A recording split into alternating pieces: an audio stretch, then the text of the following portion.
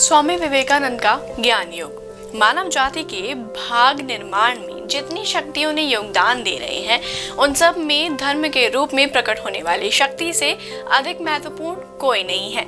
सभी सामाजिक संगठनों के मूल में कहीं न कहीं यही अद्भुत शक्ति काम करती रहती है तथा अब तक मानवता की विभिन्न इकाइयों को संगठित करने वाली सर्वश्रेष्ठ प्रेरणा इसी शक्ति से प्राप्त हुई है। हम सभी जानते हैं कि धार्मिक एकता का संबंध जातिगत, जलवायुगत तथा वंशानुगत एकता के संबंध में ही दृढ़तर सिद्ध होता है। यह एक सर्व विवेक तथ्य है कि ईश्वर को पूछने वाले तथा एक धर्म में विश्वास करने वाले लोग जिस दृढ़ता और शक्ति से एक दूसरे का साथ देते हैं, एक ही वंश के लोगों की बात ही क्या भाई भाई भी देखने को नहीं मिलता है।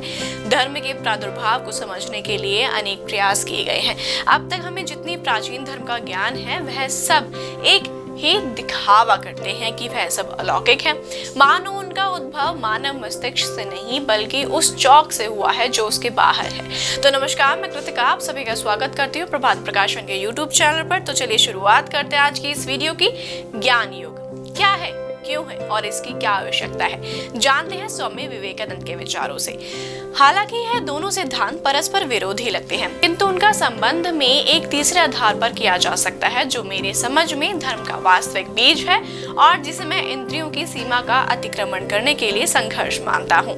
एक और मनुष्य अपने पितरों की आत्माओं की खोज करता है, मृतकों की प्रेत आत्माओं को ढूंढता है, अर्थात शरीर के वे नष्ट हो जाने पर भी वे जानना चाहता है कि उसके बाद क्या होता है। दूसरी ओर मनुष्य प्रकृति की विशाल दृश्य वाली के पीछे काम करने वाली शक्ति को समझना चाहता है। इन दोनों ही स्थितियों में इतना तो निश्चित है कि मनुष्य इंद्रियों की सीमा के बाहर जाना चाहता है, कि इंद्रियों से ही संतुष्ट नहीं है, वह इनमें पर ही जाना चाहता है। इस व्याख्या को रहस्यात्मक रूप देने की आवश्यकता नहीं है। मुझे तो यह बिल्कुल स्वाभाविक लगता है कि उनकी पहली झांकी स्वप्न में मिली होगी। उनके लिए साधारण तर्क के रूप में इससे अधिक और क्या स्वाभाविक हो सकता है कि स्वस्थ अवस्था में भी शरीर प्राय अमृत सा ही हो जाता है, तब भी मन की सारी जटिल क्रियाकलाप चलते रहते हैं। अतः इसमें क्या आश्चर्य यदि मनुष्य हटा दिया जाए। निष्कर्ष निकालने की शरीर के नष्ट हो जाने पर इसकी क्रियाएं जारी रहेंगी।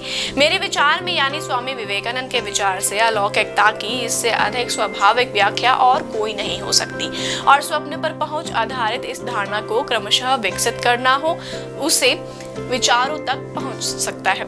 हाँ, यह अवश्य ही सत्य है कि समय पाकर अधिकांश लोगों ने यह अनुभव किया है। यह स्वप्न हमारे जागृत अवस्था में सत्य है, सिद्ध नहीं होते और स्वभावस्था में मनुष्य का कोई अस्तित्व नहीं होता, बल्कि जागृत अवस्था के अनुभवों का ही स्मरण करते हैं। धर्म के इन तथ्यों से संबंधित गांवों की सत्यता पर विचार करने के अतिरिक्त हमें इन सारे तथ्यों में एक समानता मिलती है।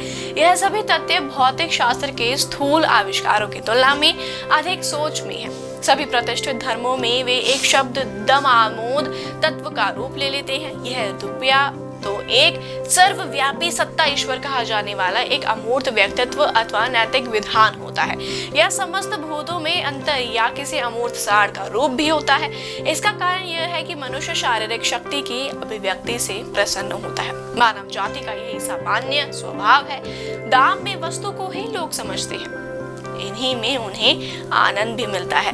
पर हर समाज में कुछ ऐसे लोग मिलते ही हैं जिन्हें इंद्रिय विषय वस्तु में कोई आनंद नहीं मिलता, वहीं से ऊपर उठना चाहते हैं और यदा कदा सूक्ष्म तत्वों की झांकी पाकर उन्हें पाने के लिए सदा प्रयत्नशील भी रहते हैं। और जब हम विश्व इतिहास का मनन करते हैं तो वो जान पाते हैं कि जब जब किसी राष्ट्र में ऐसे लोगों की संख्या में वृद्धि हुई है तब तब वह राष्ट्र का आयोजन हुआ है। शतक जमाया असीम की खोज उसे उपयोगी कितनी ही अर्थहीन कर समाप्त हो जाती है तो उस राष्ट्र का पतन होने लगता है। सही है कि आध्यात्मिकता का किसी भी राष्ट्र की शक्ति का प्रधान शोध है। जिस दिन से इसका हाथ से और भौतिकता का उत्थान होने लगेगा उस दिन से उसकी मृत्यु हो जाती है। यह कुछ गहरी बातें हैं जो एक मनुष्य के नाते हमें अपने जहन में उतारनी चाहिए। यह केवल एक छोटा सा अंश है। अगर आप सभी स्वामी विवेकानंद के ज्ञान योग को जानना चाहते हैं तो जरूर पढ़िए प्रभात प्रकाशन की पुस्तक स्वामी विवेकानंद का ज्ञान योग। यह पुस्तक आपको अमेज़न या फ्लिपकार्ट पर अवेलेबल हो जाएगी और साथ ही आप इसको स्क्रीन पर दिए गए नंबर पर संपर्क करके भी ऑर्डर कर सकते हैं। तो उम्मीद है आपसे फिर मुलाकात होगी प्रभात प्रकाशन के YouTube चैनल पर। तब तक के लिए नमस्कार। अगर आप भी उन यंगस्टर्स में से हैं जो काफ़ी ज़्यादा इंट्रोवर्ट हैं और लोगों के सामने बोलने से डरते हैं और साथ ही आप अपनी पर्सनालिटी को डेवलप करना चाहते हैं, तो भारत का बेस्ट पब्लिशर यानी प्रभात प्रकाशन लेकर आया है आपके लिए कुछ चुनिंदा किताबें, जैसे व्यक्तित्व का संपूर्ण विकास, my life, the guiding light, आसमान से ऊंची उड़ान, गोल्स, बेबीलोन का सबसे अमीर आदमी, good vibes good life, success principles, जीतने के जिद, हर हाल में खुश, लीडर इन यू, सोच बड़ी कामयाबी बड़ी, इकिगाई, सुपर चाइल्ड, अमीर बनने का विज्ञान, महान बनने का विज्ञान, स्वस्थ रहने का विज्ञान, स्टार्टअप सक्सेस स्टोरीज जैसी कई पुस्तकें। यह सभी किताबें आपको अमेज़न या फ्लिपकार्ट पर मिल जाएंगी, तो आज ही ऑर्डर करें क्योंकि इतनी सटीक किताबें आपको कहीं और नहीं मिलेंगी।